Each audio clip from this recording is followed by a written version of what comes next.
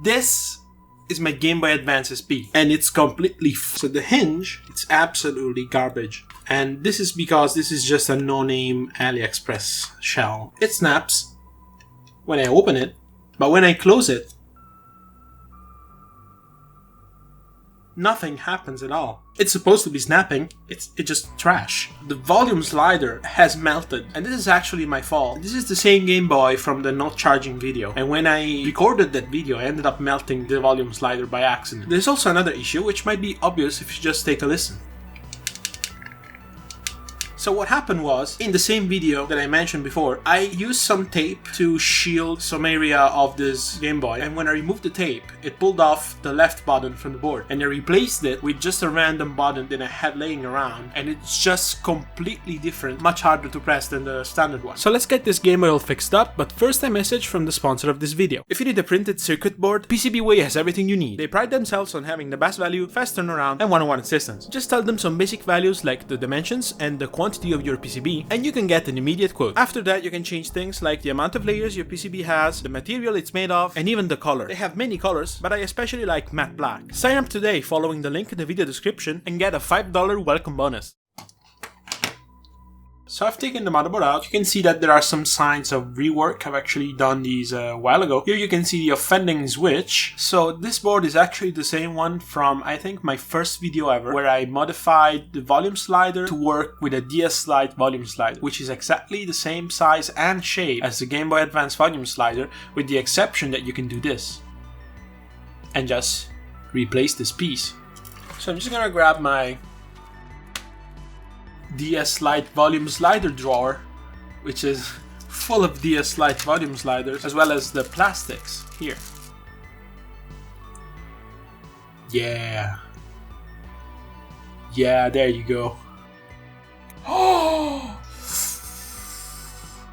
So this side here I completely slipped out, so if that happens, just like push it back in.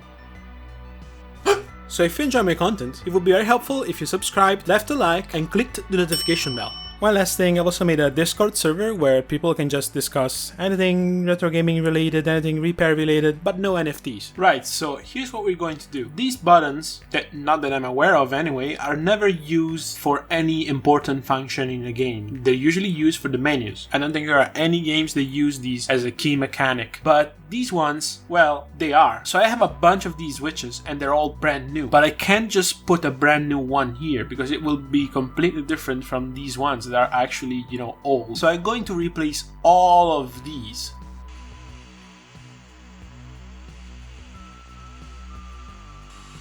And here we go. This one has been removed.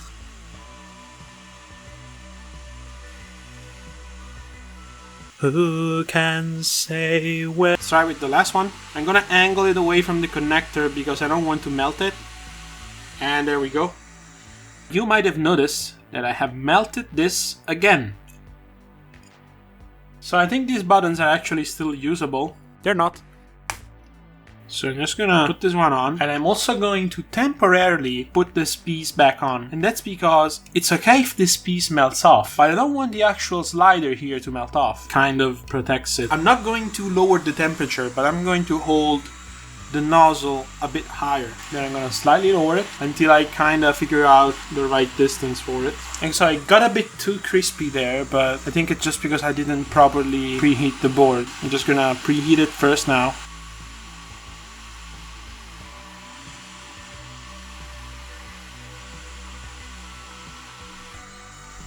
Yeah, that worked a bit better, but still kind of toasty.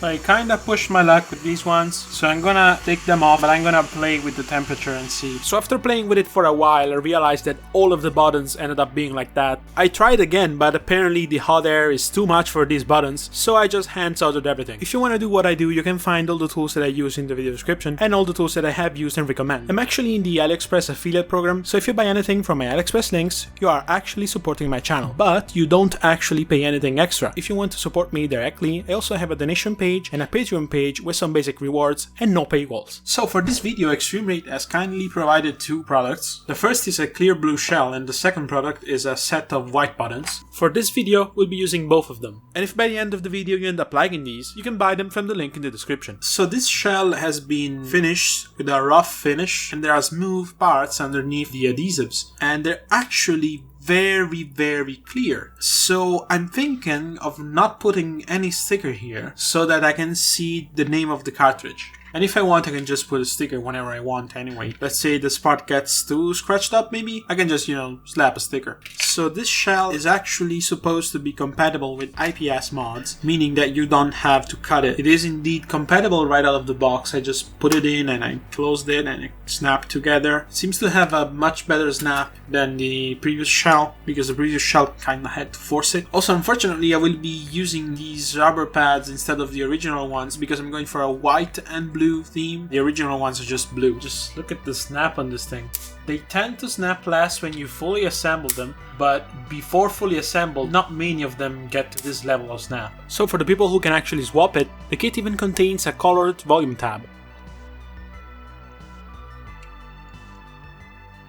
Now I'm gonna grab the screw covers from the old shell and put them on the new shell. Now the hinge mechanism is pretty much fully assembled. I can tell you that it's still as snappy as it was before, and it's absolutely amazing and very satisfying.